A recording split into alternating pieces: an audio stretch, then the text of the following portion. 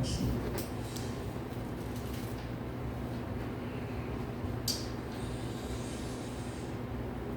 보물을 하늘에 쌓아두는 삶이라고 이렇게 목사님이 말씀해 주셨습니다. 사실 제가 34절까지를 보내드렸는데 목사님 제대로 돼 있는 거예요. 근데 제가 줄여서 지금 24절까지만 하려고 합니다. 목사님들 많은 말씀, 이 본문 가지고 설교를 많이 하셨기 때문에 제가 뭐 새삼스럽게 또 말씀드리기도 하니까 우리가 그냥 직접 말씀을 읽으면서 이렇게 또 은혜를 나눠보겠습니다.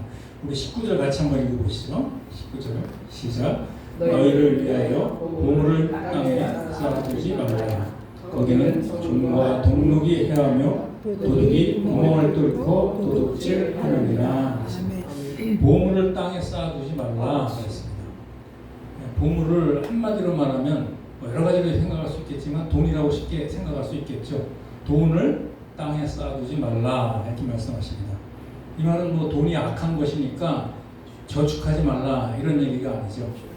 여기서 중요한 말씀은 뭐냐면 너희를 위하여 라는 말과 땅이라는 말이 중요한 거예요. 너희를 위하여 또 땅. 그러니까 이 말씀은 자기 자신을 위해서 이 보물을, 돈을 자꾸 땅에다가 쌓아두지 말라는 얘기예요. 자기 자신을 위해서. 아버지. 예. 그러니까 우리 성도한테는요 다른 물질관이 있습니다. 성도들의 물질관이 뭐냐면 우리가 세 가지를 꼭 기억을 하셔야 되는데 첫째는 물질은 하나님이 주신다는 거예요. 아멘. 믿으시죠? 아멘. 믿는 자든 안 믿는 자든 간에 물질을 하나님이 다 주시는 거예요. 근데 이제 여러분들이 우리 믿는 자들이 믿지 않는 자들과 다른 게 뭐냐면은 하나님이 물질을 왜 주시느냐는 거죠. 하나님이 물질을 주시는 이유가 있습니다. 그럼 왜 물질을 주시겠습니까? 다른 게 아니에요. 심으라고 주시는 거예요. 네, 심으라고. 우리 예를 든다면 이스라엘 백성들이 애굽에서 종살이 430년 동안 하고 출애굽을 할 때 하나님께서 은금 폐물을 얻어서 나오게끔 하셨지 않습니까? 물질을 누가 주신 거예요? 네, 하나님이 주신 겁니다. 그런데 그거 왜 주셨을까요? 다 아시잖아요. 그거 가지고 뭐 이 땅에서 부귀영화 누리라고 주신 것이 아니고 성막 칠 때 자원해서 내라고 드리라고 주신 겁니다. 그러니까 우리 성도들한테 물질을 주시는 이유는 첫 번째는 하나님이 주시는 것이고 그 주시는 이유는 뭡니까? 하나님 나라를 위해서 하나님을 위해서 헌신하고 드리라는 것이 심으라는 거예요. 아멘.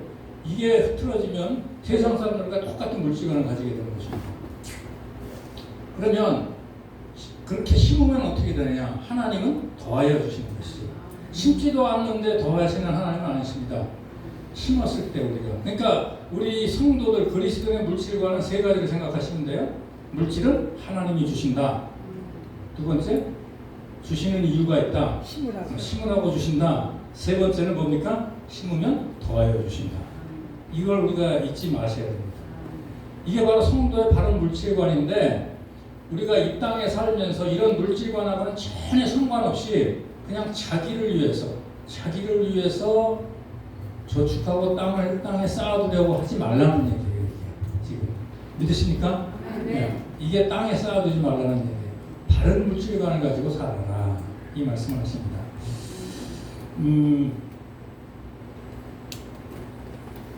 그 이유를 말씀하시는데 뭐라고 합니까? 종과 동록이 해하며 도둑이 구멍을 뚫고 도둑질하기 때문이라고 하십니다. 땅에다가 돈을 쌓으면 재물을 쌓으면 안전하지 않다는 얘기죠. 안전하지 않다. 여기서 잘 아시겠지만 이 종은 의복을 갉아먹는 것이고 그리고 이 동록은 금, 은 이런 것들을 갉아먹는 거잖아요. 이런 것들을 갉아먹는 거란 말이죠. 그래서 이 땅의 재물은요 쌓아두면 무언가가 자꾸 갉아먹게끔 되어 있는 거예요. 뭐 예를 든다면 그런 주위에 보면 그런 분들이 많이 있어요. 열심히 젊었을 때 돈을 열심히 벌어놨는데 그래서 어느 정도 많이 벌어놨는데 어느 날 몸이 좀 안 좋아서 병원에 가봤더니 암이라는 거예요. 그죠? 요즘은 뭐 잘 돼 있어가지고 보험 덕도 좀 봅니다만, 이 암을 걸리고 나니까 자기가 그동안 모았던 돈을 갖다가 다 치료하는데 다 쓰라는 얘기죠. 바로 이게 종과 동록이에요. 갉아먹는 겁니다. 또 어떤 사람은 열심히 그 식당을 해가지고, 제가 아는 사람들 식당을 해가지고 돈을 많이 벌었어요. 많이 벌었는데 이제 욕심이 생겼습니다. 그래가지고 건물을 새로 이렇게 증축을 하고 해서 시설도 잘 인테리어도 잘 꾸미고 해가지고 확장을 해서 이제 영업을 다시 시작을 했는데 갑자기 코로나가 닥쳤어요. 그래가지고 영업을 못하게 됐습니다. 그러니까 그동안 해놨던 그 모든 돈들을 다 날려버리는 거예요. 바로 이런 것들이 종과 동록인 것입니다. 돈을, 재물을 이 땅에 쌓아두면은 반드시 갉아먹게끔 되는 거예요. 우리는 돈을 왜 주셨다고요? 숨기라고 주신 거예요. 심으라고 주신 거예요. 그리고 도둑이 구멍을 뚫고 도둑질한다 그랬습니다. 도둑이 구멍을 뚫고 도둑질을 한다. 제가 며칠 전에 우리 집사람이 뭐 인터넷에 난 어떤 기사를 저한테 이렇게 소개를 해주더라고요. 보여주면서 그냥 대충 듣고 흘려버렸는데 어떤 내용이냐면, 부부가 열심히 돈을 벌어서 그래도 큰 부자는 아니지만은 남부럽지 않게 그래도 하여튼 집 한 칸 장만하고 또 필요한 것도 장만하면서 이렇게 재미있게 살아가고 자식도 이렇게 교육도 무난하게 시켰어요. 그래서 자식도 원하는 대학은 아니지만 대학교 들어가가지고 이제 뭡니까 대학도 그냥 졸업을 하고, 그래서 직장도 좋은데 들어갔는데 어느 날 갑자기 직장을 그만두고 사업을 하겠다고 합니다. 그런 내용이에요. 사업을 했다고 해서 부모님한테 좀 돈 좀 대달라는 거예요. 그래서 처음 시작하는 거고 하니까, 그래서 이제 부모님들이 어머니 아버님이 이제 돈을 조금 대줘가지고 사업을 시작을 했습니다. 시작을 했는데 처음에는 괜찮게 됐대요. 근데 하다가 보니까 욕심이 생기잖아요. 그러니까 확장을 하고 싶으니까 돈을 더 요구하는 거예요. 그래서 집을 팔아달라는 거예요. 집을 팔아서 좀 사업 자금 좀 주는 거예요. 그러니까 아버지가 절대 반대를 해버리니, 철저하게 반대를 하니까 이제 어머니를 이렇게 아들이 이렇게 꼬셔가지고 그래가지고 사업 자금을 대달라고 하니까 어머니가 아들의 그 간절한 부탁에 못 이겨서 돈을 어떻게 대주냐면 아버지하고 이혼을 하더라고요. 이혼을 하니까 위자료가 나오잖아요. 그러니까 그 위자료를 가지고 아들 사업 자금을 대주는 거예요. 그리고 나서 나중에 그것도 또 안 되니까 그 하나 있는 그 남은 그 아버지 목도 나중에 가져가려고, 뭐 그런 내용이었었어요. 그렇죠. 그러니까 결국은 우리가 좀 말하기는 그렇지만 도둑이 누굽니까? 아들이. 자식이 도둑이에요. 자식. 그러니까 재물이 많으면 도둑들이 많이 달라붙는 거예요. 사기꾼들이 많이 달라붙고. 그래서 땅에다가 재물을 쌓아두라, 쌓아두지 말라. 쌓아두지 말라는 거예요. 이렇게 얘기를 하고 있습니다. 그래서 우리는 절대 그리스도인들 믿는 자들은 이 땅에다가 돈이나 재물들을 쌓아두려고 해서는 안 된다 이거죠. 자, 그 다음에 20몇 절이죠? 20절 같이했습니다. 20절 시작. 오직 너희를 위하여 좀이나 동록이 해하지 못하고 도둑이 구멍을 뚫지도 못하고 도둑질도 못하느니라. 여기서는 이제 너희들 하나님의 자녀들은 땅에다가 돈을 쌓지 말고 어디다 쌓아라? 하늘에다가 돈을 쌓아두라 하십니다. 다 아시는 내용이시죠? 그러면 하늘에다가 어떻게 여러분들 보물을 쌓겠습니까? 어떻게 하는 것이 하늘에다가 보물을 쌓는 거예요? 아까 말씀드린 대로 하나님 나라를 위해서 내가 물질을 심고, 물론 맞습니다. 하나님 나라를 위해서 우리가 물질을 사용하는 것이 보물을 하늘에다가 쌓는 것이겠죠. 그건 너무나 막연한 것이고, 오늘 이 마태복음 6장 20절과 병행 구절이 있는데 이게 누가복음 12장 33절 말씀입니다. 한번 찾아보시기 바랍니다. 하늘에다가 보물을 쌓는 삶이 어떤 것인지 누가복음 12장 33절을 다 찾으셨으면 우리 같이 한번 읽어봅시다. 누가복음 12장 33절 시작. 너희 소유를 팔아 부자하여 낡아지지 아니하는 배낭을 만들라.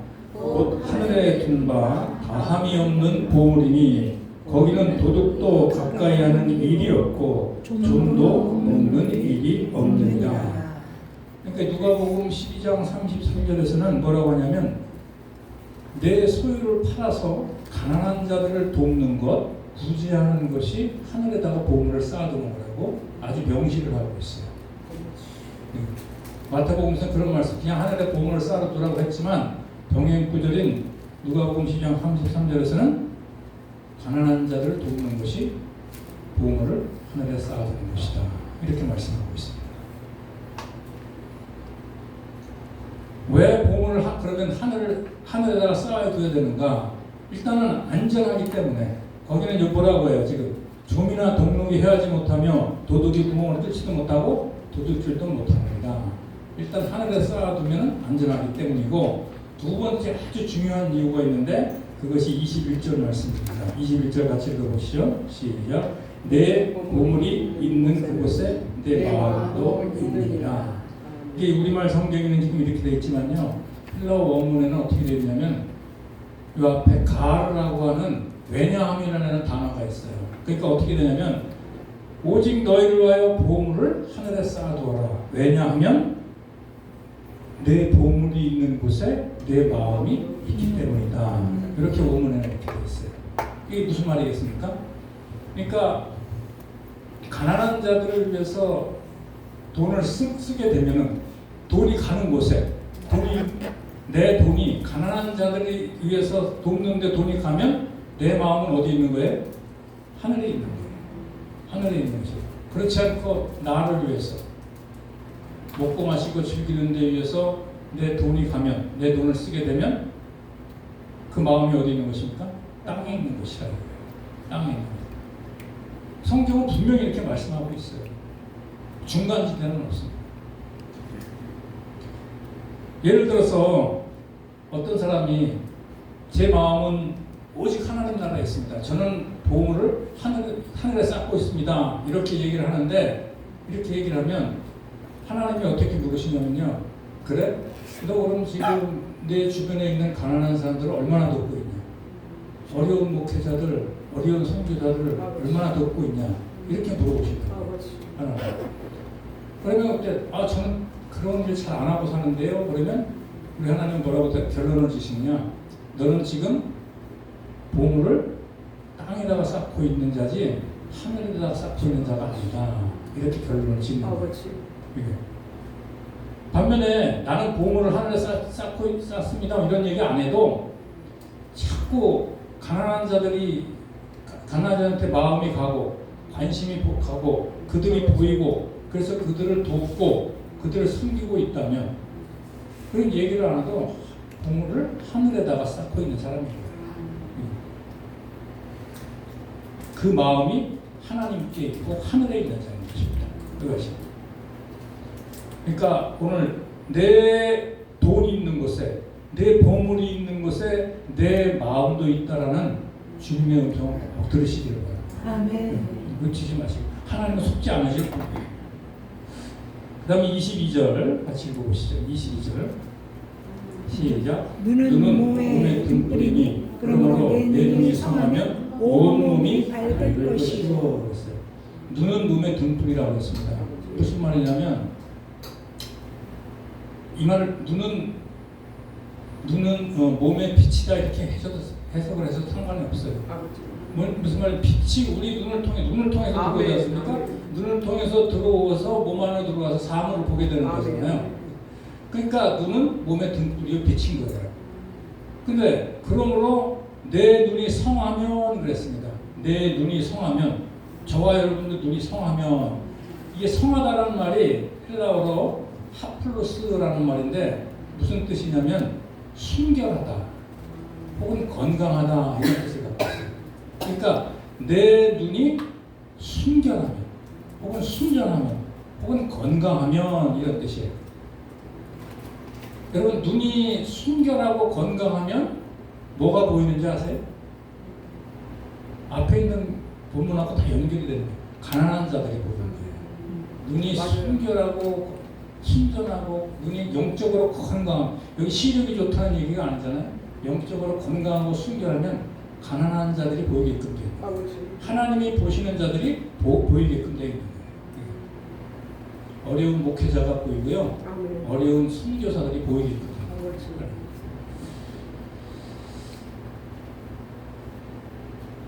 그러므로 내 눈이 성하면, 이 말은 내 눈이 순결하고 건강하면 그 다음에 온 몸이 밝을 것이요 그랬습니다. 이 말은 쉽게 말하면 나의 온 생애가, 온 삶이 아주 건강할 것이다. 하나님 앞에서 의미가 있을 것이다. 하나님 앞에서 복된 삶이다. 이런 얘기를 하고 있습니다. 왜냐하면 몸에서 삶이 나오니까. 몸에서 삶이 나오니까. 그러니까 눈이 건강하고 순결하면 가난한 사람이 눈에 들어오고 보이고, 그래서 그를 돕고 섬기고, 그렇게 되면 내 삶이 주님 앞에서 온 생애가 건강하고 밝고 의미가 있고 복되다는 거예요. 그 얘기를 지금 하고 있는 것입니다.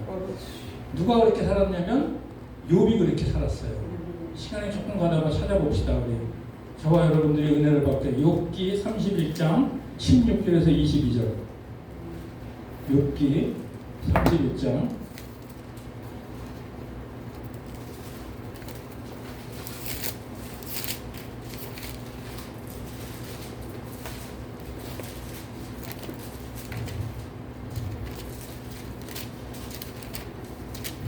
16절에서 22절 한번 같이 읽어보실까요? 시작. 내가 언제 가난한 자의 소원을 막았거나 과부의 눈으로 하여금 실망하게 했던가. 나만 혼자 내 떡덩이를 먹고 고아에게 그 조각을 먹이지 아니하였던가. 실상은 내가 젊었을 때부터 고아 기르기를 그의 아비처럼 하였으며 내가 어렸을 때부터 과부를 인도하였노라. 만일 내가 사람의 의복이 없이 죽어가는 것이나 가난한 자가 덮을 것이 없는 것을 못 본 채 했다면, 만일 나의 양털로 그의 몸을 따뜻하게 입혀서 그의 허리가 나를 위하여 복을 빌게 하지 아니하였다면, 만일 내가 도와주는 자가 성문에 있음을 보고 내가 주먹을 들어 고아를 향해 휘둘렀다면 내 팔이 어깨뼈에서 떨어지고 내 팔뼈가 그 자리에서 부스러지기를 바라노라. 그러니까 욥은 온 일생을 어떻게 살았다는 거예요? 남을 위해서 살았다는 거예요. 남을 도와주고 가난한 자들을 돌봐주고 이러면서 살았다는 거죠. 그랬더니 하나님께서 동방에서 죄를 가는 부자가 되게 하셨지 않습니까? 네? 그러니까 온 몸이 밝은 것이에요. 온 몸이. 눈이 밝으면 어려운 자들을 돕게 되고, 그래서 그 몸이 하나님 앞에서 아주 복되고 의미 있는 삶을 살게 되더라 이 말이죠. 자, 그리고 23절 같이 봅시다. 같은 말씀을 반복하고 있는데 시작. 눈이 나쁘면 온 몸이 어두울 것이니 그러므로 내게 있는 빛이 어두우면 그 어두움이 얼마나 더하겠느냐. 이제 반대로 얘기해요. 눈이 나쁘면, 아까는 눈이 성하면 그랬죠. 성하면의 반대. 눈이 나쁘면, 이 말은 뭐냐면 헬라어로 포네르스라는 말인데 해석을 하면 눈이 악하면 이 말이에요. 아주 사악하면, 눈이 악하면. 시력이 나쁘다는 것이 아니라 눈이 아주 악하면, 그 의미를 갖고 있는 거예요. 그러면 어떤 눈이 악한 눈이겠어요? 오늘 본문의 문맥을 볼 때 어떤 눈이 악한 눈이겠습니까? 가난한 자가 안 보이는 눈이 악한 눈이죠. 사악한. 그 얘기를 하고 있는 것입니다. 어려운 자가 안 보이고 이런 자들이 이런 눈이 악한 눈이고 사악한 눈이죠. 그러니까 가난한 자를 도우라고 했더니 하나님 내 주변에는 그런 사람이 없는데 안 보이는데 한 것이 그 사람의 눈이 악한 거예요. 왜 없습니까? 나보다 어려운 사람 얼마든지 있죠. 우리가 그것을 안 보이는 거지. 안 보려고 하는 관심이 없는 것이죠. 그래서 눈이 나쁘면 온 몸이 어두울 것이니, 그러니까 아까 반대로 눈이 밝으면 온 몸이, 온 생애가 밝을 것이라. 눈이 악하면 어떻게 되는 거예요? 온 몸이, 온 삶이 어둡다. 하나님과 아무런 관계없는 캄캄한 삶을 살게 된다는 거예요. 의미가 세상에서는 잘 나갈지 모르겠지만 어쨌든 하나님과는 전혀 관계없는 그런 삶, 세상 사람들과 삶이 똑같아진다는 거죠. 그런 의미를 하고 있는 것입니다. 그러므로 내게 있는 빛이 어두우면 내 눈이 어두우면 이 말이고, 그 어두움이 얼마나 더하겠느냐. 그러면 그 몸의 삶이 얼마나 어둡겠느냐.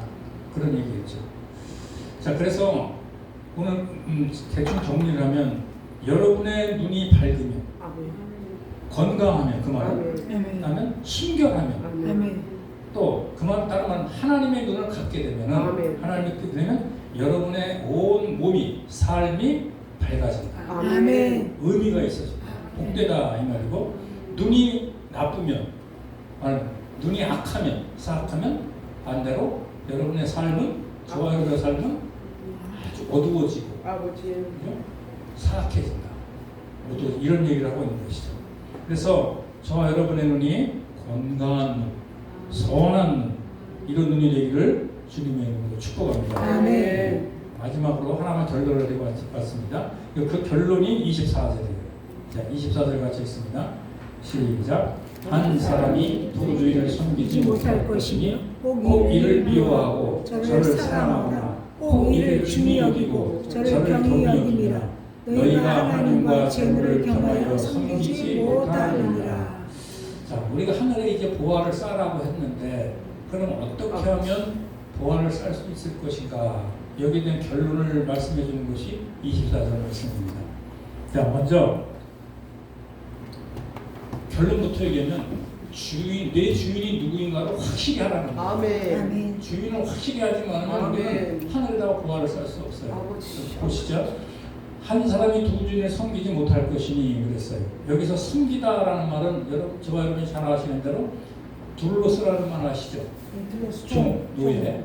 여기서 파생된 그 어근이 같은 뜻인데, 그러니까 노예가, 종이 두 주인을 섬길 수 있습니까? 없습니까? 못 섬기잖아요. 왜 그래요?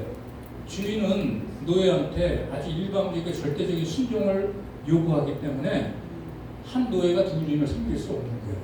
그처럼 우리도, 저와 여러분도 두 주인을 섬길 수 없다 이거예요. 두 주인을 섬길 수 없다. 하나님을 섬기든지 아니면 재물을 섬기든지. 물론 재물은 마귀가 역사하는 통로일 때 하나님을 섬기든지 마귀를 섬기든지 둘 중에 하나지, 둘을 경하여 섬길 수 없다 이 말이에요. 너희가 하나님과 재물을 겸하여 섬기지 못하느니라. 왜 그래요? 왜 그렇죠? 하나님과 마귀는 재물에 관해서 요구하는 바가 달라요. 아까 하나님은 우리한테 어떻게 요구하신다고 그랬습니까? 하늘에다가 너희 돈을 보화를 쌓으라, 이렇게 요구를 하셔요.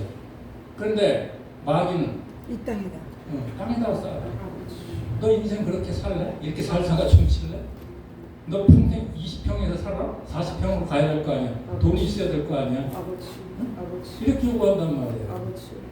자꾸 돈 없으면 늙어서 구실구실하게 살아. 그러니까 젊었을 때 돈 모아내야 돼. 뭐 이렇게, 이게 세상 사람들이 하는 소리예요.